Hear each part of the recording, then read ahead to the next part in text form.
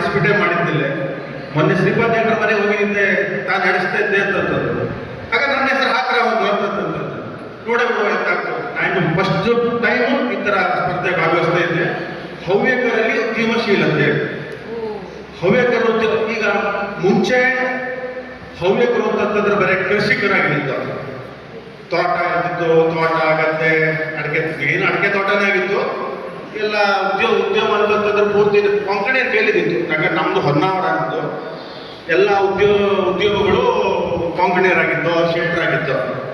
ಆದರೆ ಈಗ ಆ ಥರ ಇಲ್ಲೇ ಹವ್ಯಕರೀಗ ಎಲ್ಲ ಉದ್ಯಮದಲ್ಲೂ ಬಂದಿದ್ದಾರೆ. ಯಾವ ಉದ್ಯಮದಲ್ಲಿ ಇಲ್ಲ ಅಂತಂತೀನಿ.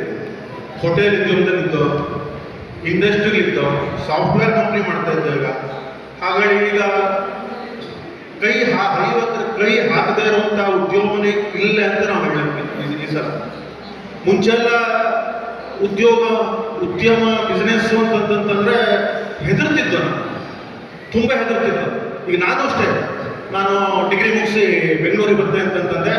ಅಪ್ಪನ ಹತ್ರ ಹೇಳಿದೆ, ಅಪ್ಪ ನಾನು ಬಿಸ್ನೆಸ್ ಮಾಡ್ಕೊ ನಾನು ಅಂತಂತಂದೆ. ಅಪ್ಪ ಫಸ್ಟ್ ಹೇಳ್ದ, ಮಗನೇ ಬಿಸ್ನೆಸ್ ಮಾಡೋಣ, ನಾನು ಬಿಸ್ನೆಸ್ ಮಾಡಿದ್ರೆ ಲಾಸ್ ಹೋಗ್ತೀನಿ, ನೀ ಅಂತರ ಕೆಲಸ ಮಾಡಿ ಅಂತಂದ್ರೆ ಅವಾಗ ನಮ್ಮಲ್ಲಿ ಉದ್ಯಮ ಮಾಡಿದ್ರೆ ನಮಗೆ ಒಂದು ಅವಕಾಶ ಕೊಡ್ತಿಲ್ಲಾಗಿತ್ತು. ಯಾರು ಹೆದರ್ತಿತ್ತು, ಎಲ್ಲಿ ಲಾಸ್ ಆಗ್ಬಿಡ್ತಾ ಏನೋ, ಇಲ್ಲಿ ಅವನಿಗೆ ಮದುವೆ ಮಾಡೋ ಹುಡುಗಿ ಸಿಗ್ತಾ ಇಲ್ಲ, ಮದುವೆ ಆಗಲ್ಲ, ಈ ಥರದೆಲ್ಲ ಮಾಡ್ತಿತ್ತು. ಆದರೆ ಈಗ ಹಾಗಿಲ್ಲ. ಈಗ ಬೇಕಾದಷ್ಟು ಬಿಸ್ನೆಸ್ ಇದ್ದೀವಿ. ಚಾರ್ಟರ್ಡ್ ಅಕೌಂಟ್ಗಳಿದ್ದು, ಈಗ ನಮ್ಮ ಶ್ರೀಕುಮಾರ್ ಅಂತ ಬಸ್ ಉದ್ಯಮ ನಡೆಸ್ತಾ ಇತ್ತು. ಬೇಕಾದಷ್ಟು ಇದ್ದು ನಮ್ಮದು ದೊಡ್ಡ ದೊಡ್ಡ ಉದ್ಯಮಗಳಿತ್ತು. ಸಾಫ್ಟ್ವೇರ್ ಕಂಪ್ನಿ ಇತ್ತು, ನಮ್ಮ ಒಂದು ಸಾಫ್ಟ್ವೇರ್ ಕಂಪ್ನಿ ನಡೆಸ್ತಾ ಇತ್ತು, ಬಸ್ ಉದ್ಯಮ ನಡೆಸ್ತಾ ಇತ್ತು, ಹೋಲ್ಸೇಲ್ ಬಿಸ್ನೆಸ್ ಇತ್ತು, ನಮ್ಮದು ಶೋರೂಮ್ಸ್ ಇತ್ತು, ಹೋಟೆಲ್ಸ್ ಇತ್ತು, ಪ್ರತಿಯೊಂದರಲ್ಲೂ ಇತ್ತು. ಹಾಗಾಗಿ ಉದ್ಯಮಶೀಲ ಇದರಲ್ಲಿ ಹವ್ಯಕರಲ್ಲಿ ಬೇಕಾದಷ್ಟು ಇತ್ತು ಅಂತ ನಾವು ಹೇಳೋದು. ನನ್ನ ಮಾತಿಗೆ ನಾನು ಮುಗಿಸ್ತಾ ಇದ್ದೆ. ನನಗೆ ಬಂದಿರೋದು ಶಿಕ್ಷಣ ಮತ್ತು ಹವ್ಯಕರು. ಇದು ನನ್ನ ಮನಸ್ಸಿಗೆ ಅತ್ಯಂತ ಹತ್ತಿರವಾದ ವಿಷಯ. ಅದಕ್ಕಾಗಿ ದೇವರೇ ನನ್ನ ಈ ಚೀಟಿನ ಎತ್ತಲೆ ಹೆಲ್ಪ್ ಮಾಡ್ತೇನೆ ಅನಿಸ್ತಿತ್ತು. ಶಿಕ್ಷಣ ಅದು ಹೇಗಂದ್ರೆ ಅದು ಉಪ್ಪಿನ ರುಚಿ ಹಾಗೆ, ಅದನ್ನ ಅನುಭವಿಸಿದಷ್ಟೇ ಗೊತ್ತಿತ್ತು. ನಾನು ಹುಟ್ಟು ಬೆಳೆದದೆಲ್ಲ ಬೆಂಗಳೂರಿನಲ್ಲಿ, ಆದರೆ ನಾನು ಮೂಲತಃ ಹೊನ್ನಾವರದ ಕರ್ಗಿ ಜಿಲ್ಲೆಗೆ ಸೇರಿದೆ. ಸೊ ಅಲ್ಲಿ ಇವಾಗ ಮದುವೆ ಆಗೋದು ಸಿರ್ಸಿನಲ್ಲಿ. ಒಂದು ನಾನು ಕಂಡಿದ್ದಂದ್ರೆ ಸಿರ್ಸಿನಲ್ಲಿ ಹೋದಾಗ ನಿಂದು ಥಾಟ್ ಇದ್ದ, ನಿಮಗೆ ತಪ್ಪ ಶಿಕ್ಷಣ ಅಂತ ಗಟ್ಟದಕ್ಕೆ ನಮ್ಮ ಔಟ್ ಥಾಟ್ ಇದೆ, ಓದೋದೊಂದೇ ಗತಿ, ಹೊಟ್ಟೆ ಬೇಕಲ್ಲ ಅದಕ್ಕೆ ಓದವತ್ತಮ್ಮ ಅಂತ ನಮ್ಮತ್ತೆ ಸಿರ್ಸಿ ಗಟ್ಟದ ಕೆಳಗೆ ಮೇಲೆ ಮಾಡ್ತಾ ಇದೆ. ಇದು ನಾನು ಹತ್ತಿರವಾಗಿ ಕಂಡದ್ದು. ನನಗೆ ಶಿಕ್ಷಣ ಎಂತಕ್ಕೆ ಬೇಕು, ಶಿಕ್ಷಣ ಎಂತಕ್ಕೆ ಮಾಡುವ ಹೇಳೋದು ನಮ್ಮದು ದಾರಿದೀಪ ನಮ್ಮ ತಂದೆ ತಾಯಿ ಪಾಲಕರಾಗಿ ಹೇಳ್ಕೊಡೋದು. ಅದು ಶಿಕ್ಷಣದಿಂದ ಸುಮಾರು ಗೊತ್ತಿದ್ದೇನೆಯೋ ಬಹಳಷ್ಟು ಅಂದರೆ ಬಹಳಷ್ಟು ಉಪಯೋಗ ಇತ್ತು. ಅದು ಮೋದಿ ಒಂದ್ಸಲ ಹೇಳಿದ್ರು, ನೀವು ಒಂದು ಗಂಡಸನ್ನ ಓದಿಸಿದ್ರೆ, ಒಂದು ಗಂಡಸನ್ನ ಮಾತ್ರ ಓದಿಸಿದ್ರಿ, ಒಂದು ಹೆಂಗಸನ್ನ ಓದಿಸಿದ್ರೆ ಇಡೀ ಸಂಸಾರಕ್ಕೆ ನೀವು ಬೇಕು. ಹಾಗಾಗಿ ಇವಾಗಿನ ಕಾಲದಲ್ಲಿ ಇಲ್ಲೇ ಹೆಣ್ಮಕ್ಳು ಬೇರೆ ಗಂಡ್ಮಕ್ಳು ಬೇರೆ, ಓದಿಸಿದಾಗ ಹೆಣ್ಮಕ್ಳು ಎಷ್ಟಿದ್ರು ಪಾತ್ರ ತೊಳ್ಕೊಂಡು ಅದು ಅನುಭವ ನನಗಿಲ್ಲ. ಮನೆ ಗಂಡಸು ಚಲೋವೇ ಹೆಲ್ಪ್ ಮಾಡ್ಕೋ ಬಾಯಕ್ಕೆ, ನೀ ತಂಗಿ ಎಲ್ಲ ಬಾಯಿ ಕೆಲಸ ಕಲ್ತಿದ್ರು, ನಿನಗೆ ಯಾವ ಕಷ್ಟ ಬರಲಾಗ ನೀ ಕಲ್ತ್ಕೊ ಕೆಲಸ ಹೇಳೋದ್ರಿಂದ ಹಿಡಿದು ನೀ ಶಿಕ್ಷಣ ಮಾಡು, ನೀ ಮುಂದೆ ಹೋಗು, ನಿನ್ನ ಕಾಲದಲ್ಲಿ ನೀನು ಹೆತ್ತು. ಇವಾಗ ನಾವು ಒಂದು ತಲೆಮಾರಿನ ಇನ್ನೊಂದು ತಲೆಮಾರಿಗೆ ಕಂಡ ಅತ್ಯಂತ ಒಂದು ತಲೆಮಾರಿನ ಚೇಂಜ್ ಅಂದ್ರೆ ಇದೆಯ ಶಿಕ್ಷಣ ಇರೋ ಪ್ರತಿಯೊಬ್ಬರಿಗೂ, ಪ್ರತಿ ಹೆಣ್ಣಾಗಲಿ ಗಂಡಾಗಲಿ ಪ್ರತಿಯೊಬ್ಬರಿಗೂ ಶಿಕ್ಷಣ ಇರೋ. ಮತ್ತು ಇನ್ನೊಂದು ಏನು ಅಂದರೆ ನಾವೆಲ್ಲ ಹವ್ಯಕ್ತಾಗೋದಕ್ಕೆ ಖುಷಿ ಹೆಮ್ಮೆ ರಾಶಿ ಇತ್ತು. ಆದರೆ ಚೆನ್ನೈ ಮೇಲೆ ಕ್ಯಾಟಗರಿ ಬಂದ್ರಿಂದ ಅದರದ್ದೇ ಆದ ಒಂದು ಡ್ರಾಬ್ಯಾಕ್ ಇರುತ್ತೆ. ಹಾಗಾಗಿ ಯಾರೆಲ್ಲ ಚಲೋ ಶಿಕ್ಷಣ ಹೋಗಿ ಮುಂದೆ ಬರೀ ಒಂದು ಡಿಗ್ರಿ ಮಾಡಿ ಅಥವಾ ಬರೀ ಒಂದು ಮಾಸ್ಟರ್ ಡಿಗ್ರಿ ಮಾಡಿ ಮಾಡಿದ್ರೆ ಯಾರೆಲ್ಲ PhD ಮಾಡ್ಕೊಂಡು ಮುಂದೆ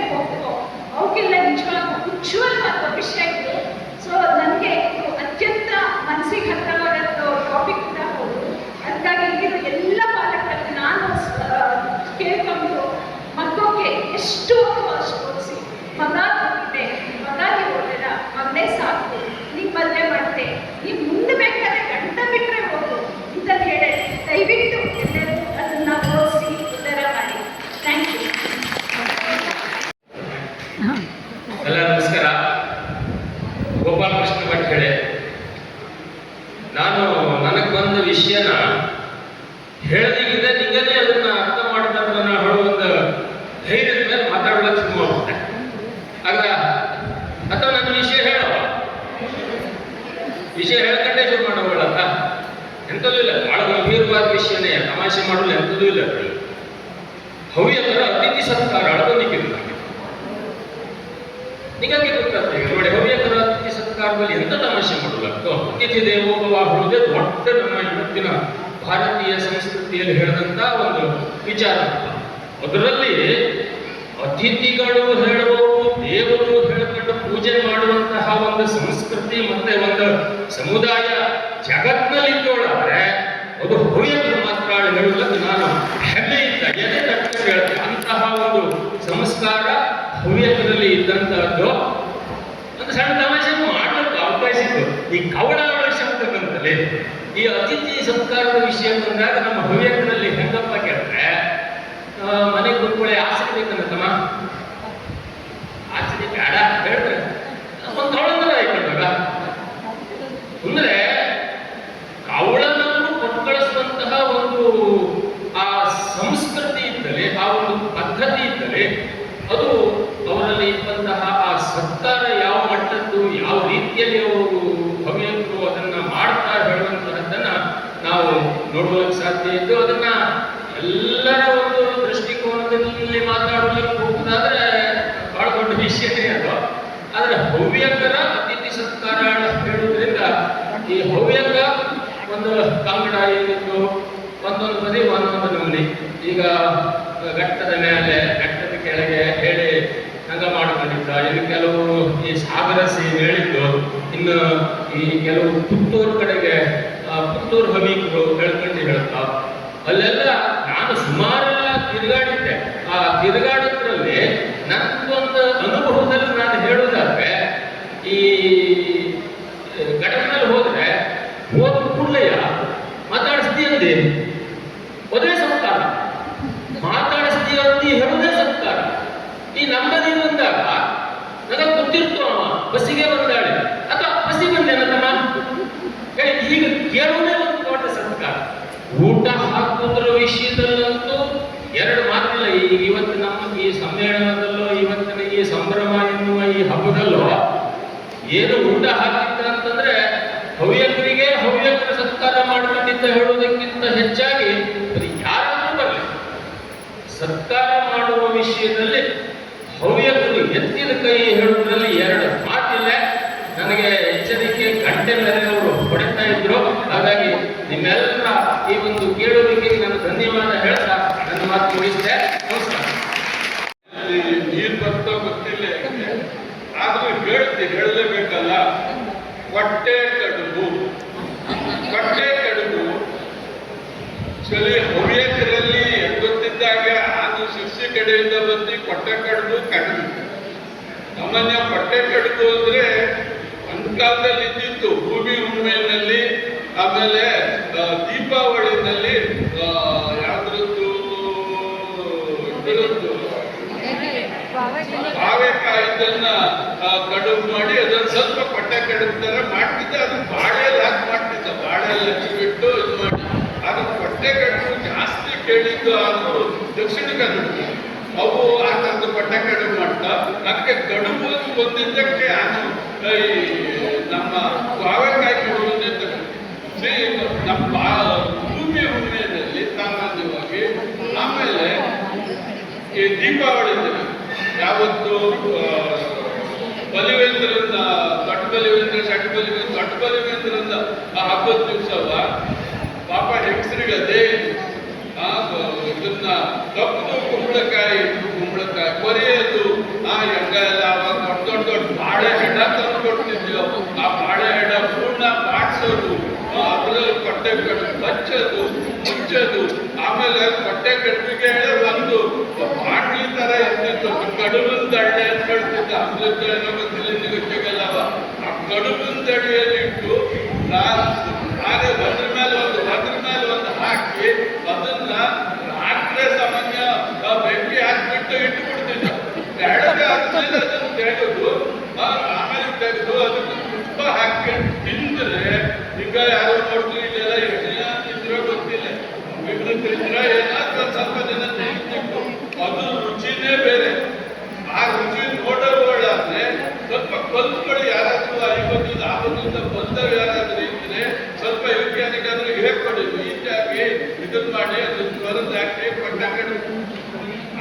ಇವತ್ತು ಯೋಚನೆ ಮಾಡಿ ಭೂಮಿ ಉಣ್ಮೆ ಕಡುಬು ಎಲ್ಲಿ ಸಿಕ್ತು ಅಥವಾ ಪೂರೆ ಹಬ್ಬದ ಕಡುಬು ಎಲ್ಲಿ ಸಿಕ್ತು, ಸಿಕ್ತಿಲ್ಲ, ಮನೆಗೆ ಹೋಗ್ಬೇಕು ಆಗ್ತಿಲ್ಲ ಆ ಟೈಮ್ನಲ್ಲಿ. ಇವಾಗ ಮನೆಯಲ್ಲೂ ಸರಿ ಮಾಡ್ತಾ ಹೇಳೋದು ಬರ್ತಿಲ್ಲ. ಆದ್ರೆ ಅಪ್ಪೆ ಕೊಟ್ಟೆ ಖರ್ಚು ಮಾಡಿರೋ ಕಡುಬೆ ಚಲೋ. ಅಪ್ಪೆ ಇಲ್ಲ ಕೊಟ್ಟೆ ಕಡುಬು ಮಾಡಿ ಕಡುಬು ತಿನ್ನೋದು ಇಲ್ಲ. ಆದ್ರೆ ಕೊಟ್ಟೆ ಕಡುಬು ಅಥವಾ ನಮ್ಮ ಭೂಮಿ ಉಣ್ಮೆ ಕಡುಬು ದಯವಿಟ್ಟು ಅದಕ್ಕೆ ತುಪ್ಪ ಹಾಕಿ ಬಿಟ್ಟು ಸರಿಯಾಗಿ ನೆನೆಸಿಬಿಟ್ಟು ತಿಂದರೆ ಆ ರುಚಿ ಇನ್ನು ಯಾವುದೇ ಬರ್ತಿತ್ತು. ಇನ್ನು ಬೇರೆ ಕಡುಬು ಬಗ್ಗೆಲ್ಲ ಮಾತಾಡಲ್ಲ ಹೋಗ್ತಿಲ್ಲ. ಕೊಟ್ಟೆ ಕಡುಬು ಆದರೆ ಅದು ಕಷ್ಟಕ್ಕೆ ಸೀಮಿತವಾಗಿ ನನ್ನ ಹೆಸರು ಸುಗಂಧ ಎಸ್ಪಟ್. ನಾನು ನಾಲ್ಕನೇ ಕ್ಲಾಸಲ್ಲಿ ಓದ್ತಾ ಇದ್ದೆ. ನನ್ನ ಶಾಲೆ ಹೆಸರು ಚಿನ್ಮಯ ವಿದ್ಯಾಲಯ. ಇವತ್ತು ನಾನು ಬಂದಿರೋ ವಿಷಯ ಚಕ್ಲಿ. ಚಕ್ಲಿ ಅಂದರೆ ನಮಗೆ ಚೌತಿ ಹಬ್ಬನೇ ನೆನಪಾಗುತ್ತೆ. ಚೌತಿ ಹಬ್ಬದಲ್ಲಿ ಚಕ್ಲಿ ಮಾಡೇ ಮಾಡ್ತಾ ಅಜ್ಜನ ಮನೆಯಲ್ಲಿ ನಂಗೆ ಚಕ್ಲಿ ಅಂದರೆ ರಾಶಿ ಇಷ್ಟ. ಮನೇಲಿ ಚಕ್ಲಿ ಮಾಡಿದ್ರೆ ಒಂದು ಡಬ್ಬಿ ಬೆಳಗ್ಗೆ ತಿಂತಿ ಜೊತೆ ತಿಂತಿ, ಮಧ್ಯಾಹ್ನ ತಿಂತಿ, ಶಾಲೆ ತಗೊಂಡು ಹೋಗ್ತಿ, ಶಾಲೆಯಿಂದ ಬಂದ್ಮೇಲೆ ತಿಂತಿ, ಆಮೇಲೆ ತಿಂತಿ. ಈ ಕಡೆ ಹಣ್ಣು ಅಂದ್ರೆ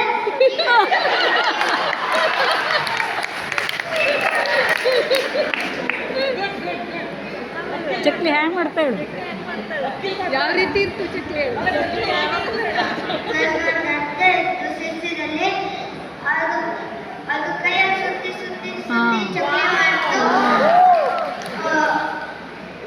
ಮುಂಚಿನ ದಿವಸ ಹೋದ್ರೆ ಚಕ್ಲಿ ಪಾಯಸ ಮತ್ತು ರಾಶಿ ಟೇಸ್ಟ್ ಇತ್ತು. ಅವತ್ತು 2 ದಿವಸ ಊರಿಗೆ ಹೋಗಿದ್ದಿ. ಅವತ್ತು ಮುತ್ತತ್ತೆ ಚಕ್ಲಿ ಮಾಡಿಕೊಟ್ಟಿತ್ತು, ಭಾರಿ ಟೇಸ್ಟ್ ಆಗಿತ್ತು. ಎಷ್ಟು ತಿಂದೆ? ನಮಸ್ಕಾರ. ಎಷ್ಟು ತಿಂದೆ ಅಲ್ಲ ಎಷ್ಟು? ಇವತ್ತು ನನ್ನ ತಂದಿರೋ ವಿಷಯ ಮನೆ ಔಷಧ ಮತ್ತು ಹವ್ಯಕರು. ಇದರಲ್ಲಿ ನಾನು ನೋಡಿದಂಗೆ ಹವ್ಯಕರು ಎತ್ತಿದ್ದೆ ಎಂತಕ್ಕೆ ಕೇಳಿದ್ರೆ, ನಮ್ಮಲ್ಲಿ ಮಾಡುವ ಪ್ರತಿಯೊಂದು ಅಡುಗೆಯಲ್ಲೂ ಔಷಧಿ ಅಂಶ ಇದ್ದೇ ಇದೆ. ನಮ್ಮ ಪ್ರತಿಯೊಂದು ಯಾವ ಹವ್ಯಕರ ಮನೆಗೆ ಹೋದರೂ ಅವರ ಅಡುಗೆ ಮನೆಯಲ್ಲೇ ಒಂದು ಎಂತ ಹೇಳ್ತೀವಿ, ಬೇರೆ ಮತ್ತು ಔಷಧಿ ಹೊರಗಿಂದ ತಪ್ಪು ಅವಶ್ಯಕತೆ ಇಲ್ಲ. ಪ್ರತಿಯೊಂದಕ್ಕೂ ನಮ್ಮಲ್ಲಿ ಮಾಡೋ ಅಡುಗೆ, ನಮ್ಮಲ್ಲಿ ಮಾಡೋ ತಂಬಳಿ, ನಮ್ಮಲ್ಲಿ ಮಾಡೋ ಕಷಾಯ ಪ್ರತಿಯೊಂದು ಕಾಯಿಲೆಗೂ ಅಥವಾ ಕಾಯಿಲೆ ಬರದೇ ಇದ್ದಂಗೆ ಹೇಳ್ತಾರೆ. ಕಾಯಿಲೆ ಬಂದ ಮೇಲಲ್ಲ, ಕಾಯಿಲೆ ಬರದೇ ಇದ್ದಂಗೆ ಅದನ್ನು ತಡೆಗಟ್ಟ ಶಕ್ತಿ ನಮ್ಮದೇ ಆದ ತಂಬಳಿಗಳಲ್ಲಿದ್ದು, ಕಷಾಯದಲ್ಲಿದ್ದು, ಮತ್ತು ಬೇಕಾದಷ್ಟು ನಮ್ಮ ಹಳ್ಳಿ ಕಡೆ ಬೇಕಾದಷ್ಟು ಈ ಬೇರು ಇದರ ಔಷಧಿಗಳನ್ನು ಗೊತ್ತಿದ್ದು ತುಂಬ ಜನ ಇದ್ದಾರೆ. ಹಾಗಾಗಿ ಈಗೀಗ ನಾವು ಒಂದಷ್ಟು ಈ ಪೇಟೆಯ ಅನುಭವ ಆಗಿ ಅಥವಾ ಆಸ್ಪತ್ರೆಗಳಿದ್ದು ಹೊರಗಿಂದ ಔಷಧಿ ತರಲಕ್ಕೂ ಅದು ಎಂತ ಕೇಳಿದ್ರೆ ಬೇಗನೆ ಕಮ್ಮಿ ಆಗ್ತದೆ. ಆದರೆ ಪ್ರತಿನಿತ್ಯ ನಮ್ಮ ಆಹಾರ ಪದ್ಧತಿಯಾದ ಹವ್ಯಕರ ಆಹಾರ ಪದ್ಧತಿಯಾದ ತಂಬಳಿ ತಿಕ್ಕು, ನಾವು ಪ್ರತಿನಿತ್ಯ ಊಟದಲ್ಲಿ ಯಾವುದೇ ರೀತಿಯ ಸೊಪ್ಪಿನ ಒಂದು ತಂಬಳಿಯನ್ನು ನಾವು ಊಟ ಮಾಡಿ ಆಗ್ತಿತ್ತು. ಅದರಿಂದ ಎಷ್ಟೋ ಕಾಯಿಲೆಗಳು ಗೊತ್ತಿದೆ. ಆಮೇಲೆ ಸೊಗದೆ ಬೇವಿನ ಕಷಾಯ ಇತ್ತಿತ್ತು, ಆಮೇಲೆ ಅಮೃತ ಬಳ್ಳಿಯ ಕಷಾಯ ಇತ್ತಿತ್ತು. ಇದರಿಂದ ಬಹಳಷ್ಟು ಕಾಯಿಲೆಗಳು ಬರದೇ ಇದನ್ನು ತಡೀತು. ಇದನ್ನು ನಾವು ನಮ್ಮ ಮನೆಗಳಲ್ಲಿ ನಮ್ಮ ಮಕ್ಕಳಿಗೂ ಇದನ್ನು ಹೇಳಿಕೊಟ್ಟು ನಮ್ಮ ಮನೆಗಳಲ್ಲಿ ಈ ಪದ್ಧತಿಯನ್ನು ಬಿಡಲಾಗ ಹೇಳಿ ನಾನು ಇದನ್ನು ಕೇಳ್ಕೊಂಡು ನಮ್ಮ ಮಾತು